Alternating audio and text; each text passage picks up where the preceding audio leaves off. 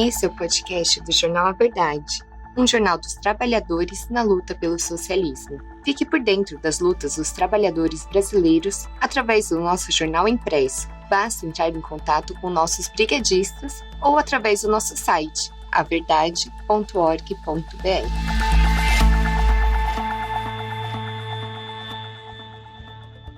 O fascismo na Itália.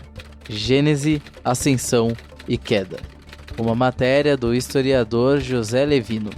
O fascismo surgiu na Itália depois da Primeira Guerra Mundial, que durou de 1914 a 1918, como uma reação das classes dominantes à vitória da Revolução Bolchevique na Rússia e a perspectiva de o socialismo avançar por toda a Europa.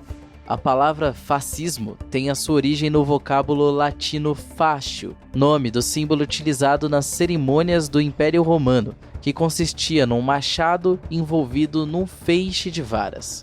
Benito Mussolini foi o mentor do fascismo italiano. Sua família era de classe média baixa, o pai ferreiro e a mãe professora. Foi militante de esquerda, atuando em sindicatos, jornais e outras frentes. E como costumamos dizer na gíria popular, virou a casaca. Isso ocorreu quando se deslumbrava com a deflagração da Primeira Guerra Mundial. Antecedentes da Primeira Guerra.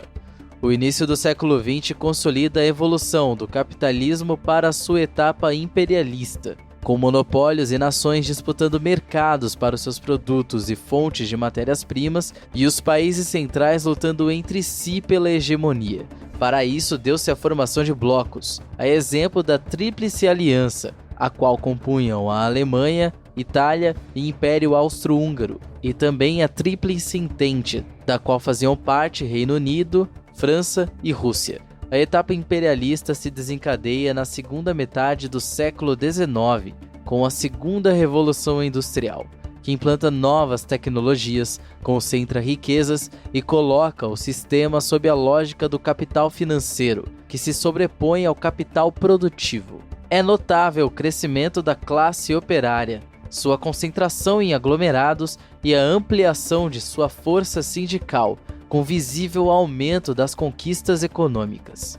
Ao mesmo tempo que o ambiente se torna mais favorável à divulgação das ideias de Marx e Engels, as mudanças estruturais ocorreram sem ruptura, sem luta de classes, dando pano de fundo para o reformismo, que acabou dominando a Segunda Internacional Socialista. Foi essa realidade que levou Lenin a concluir que, diferente do previsto por Marx, a Revolução Socialista começaria nos elos mais fracos do capitalismo, no caso os países periféricos, a exemplo da Rússia, tese que foi comprovada em 1917 com a vitória da Revolução Bolchevique. No início de 1914 já estava claro que a disputa interimperialista desaguaria num conflito armado. O movimento socialista europeu se dividiu, com a maioria defendendo a união nacional para a defesa da pátria e a minoria assumindo a tese leninista de que a classe operária deveria se organizar de forma independente, praticar o internacionalismo proletário e voltar às armas contra as burguesias nacionais. O exemplo mais consequente dessa opção foi o de Rosa Luxemburgo, que rompeu com o Partido Social Democrata e liderou a criação do movimento Spartacus, que deu origem ao Partido Comunista Alemão. Na Itália, Mussolini, que defendia a União Nacional, foi expulso do Partido Socialista e se engajou no exército. A Itália, assim como a Alemanha, saiu derrotada da guerra, em profunda crise econômica e política. Foi nessa conjuntura que Mussolini, com um carisma evidente, liderou o movimento que denominou de fascismo, que visava levantar a autoestima do povo italiano, apelando para sua superioridade e união para construir um futuro brilhante para a Itália, a quem caberia resgatar a glória do passado, do Império Romano. Eis as características do fascismo. Primeira, o fascismo não prescinde de um líder reconhecido, carismático e da adesão das massas, pelo menos de uma parte significativa. Essa adesão não se dá pelo argumento racional, convincente, mas pelo apelo à emoção, superioridade da raça, da nação, futuro brilhante, por enfatizar o objetivo final sem falar em dificuldades, mas na capacidade de alcançá-lo, pois querer é poder. A segunda característica é o apelo ao sentimento religioso, místico. A palavra de ordem é que esse futuro radiante é querido e abençoado por Deus, que está acima de tudo, de todos e de todas as coisas. E quem não acredita nele é inimigo e deve ser combatido sem dó nem piedade. É importante identificar o inimigo e esse é o comunista. Portanto, quem discorda uma vírgula é comunista, com quem não se deve conversar. Na Itália, um país na época esmagadoramente católico, sede do papado, Mussolini, logo que assumiu o governo, concedeu independência e autonomia ao Vaticano. A terceira característica é o antissocialismo, o anticomunismo e o antibolchevismo. O comunismo, socialismo, bolchevismo é o inimigo número 1.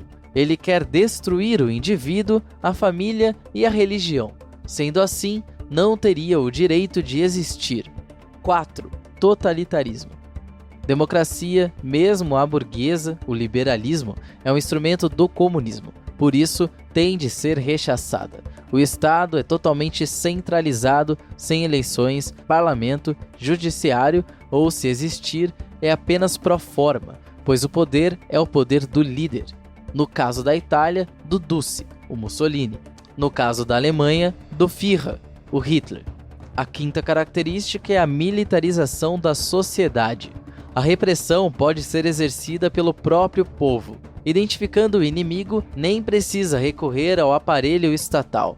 A justiça ou justiçamento pode ser feito pelas próprias mãos através das milícias. O programa italiano de educação das crianças visava formar os meninos para serem soldados do trabalho ou do exército, e as meninas para serem boas donas de casa.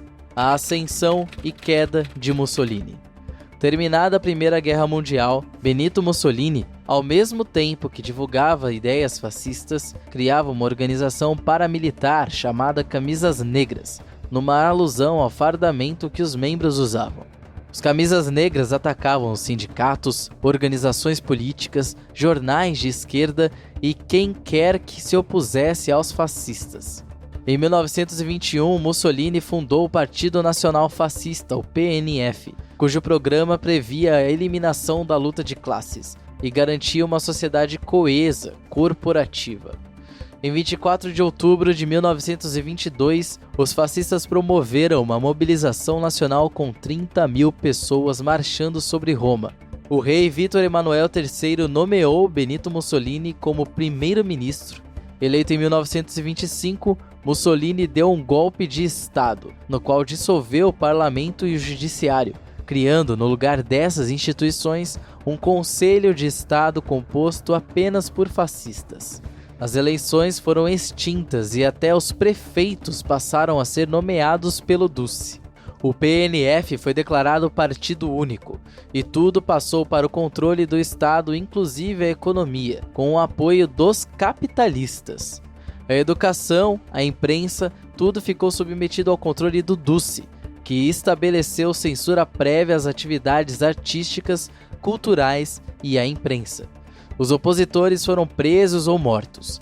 Em 1927, foi outorgada a Carta del Lavoro, a legislação trabalhista da época, e também foi estabelecido o enquadramento dos sindicatos, transformados em órgãos de conciliação, auxiliares do Estado fascista. Com a deflagração da Segunda Guerra Mundial, a Itália se engajou ao lado da Alemanha e do Japão no eixo. A vitória do movimento antifascista.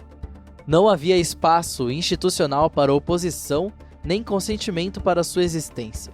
Esta existia na clandestinidade, e sem meios para agir legalmente, adotou o caminho da luta armada. Foi o chamado Movimento dos Guerrilheiros Partisãs Italianos. O movimento dos partisãs, ou partidianos, foi uma frente ampla armada antifascista, com predominância de jovens, homens e mulheres, que contou com a participação de cerca de 300 mil pessoas e tinham em suas fileiras comunistas, social-democratas, liberais e até alguns monarquistas insatisfeitos com o papel de fantoche relegado por Mussolini ao rei Emanuel III. Diante das sucessivas derrotas das frentes italianas na Segunda Guerra, as forças aliadas invadiram a Itália em 1942 e Mussolini foi destituído em julho de 1943. Um acordo de paz foi firmado, a Itália se retirou da guerra e foi invadida pela Alemanha. A canção Bella Ciao. Os partisãs combatiam os fascistas e tiveram que abrir uma frente de luta contra os invasores alemães. Essa invasão aconteceu depois que o Reino da Itália assinou com os aliados um acordo de cessar-fogo, por intermédio do general Pietro Badoglio, então primeiro-ministro que substituíra Mussolini. Este acordo é considerado uma rendição e foi assinado em 8 de setembro de 1943. Quase imediatamente, o exército alemão ocupou a Itália. Os partisãs criaram então o Comitê de Libertação Nacional para lutar contra os alemães. Combateram até o fim da Segunda Guerra em 1945 e foram considerados os responsáveis pelo fim da monarquia e a instalação da República Italiana. Desde sua destituição, Benito Mussolini viveu como foragido até ser preso e executado no vilarejo do interior por um grupo de partisãs em 28 de abril de 1945. Seu corpo foi exposto sem vida numa praça pública de Milão. No dia 30 de abril de 1945, Hitler se suicidou em Berlim, já ocupada pelas tropas soviéticas. Bella Ciao foi o hino de resistência dos partisãs italianos e até hoje é cantada no mundo inteiro como um hino de louvor à liberdade. Com inúmeras gravações, a mais fiel à original é a da banda Bassotti e a mais recente da banda Cali Rock para a série espanhola A Casa de Papel. Resistência agora e sempre. Estas eram e são as palavras de ordem do movimento antifascista. Você ouviu uma matéria da edição 281 do jornal A Verdade, um jornal dos trabalhadores na luta pelo socialismo. O nosso jornal não depende dos grandes ricos para se manter. Construímos há 23 anos uma mídia popular e independente. Para apoiar, considere adquirir o nosso jornal impresso com um de nossos brigadistas ou fazer uma assinatura através do contato no site averdade.org.br. Você também pode apoiar a Verdade e os movimentos que constroem o nosso jornal através do nosso Apoia-se, apoia.se/movesociais. Ambos os links estarão na descrição do episódio. O programa de hoje fica por aqui, mas não deixe de nos seguir nas nossas redes digitais para não ficar por fora de nenhuma notícia.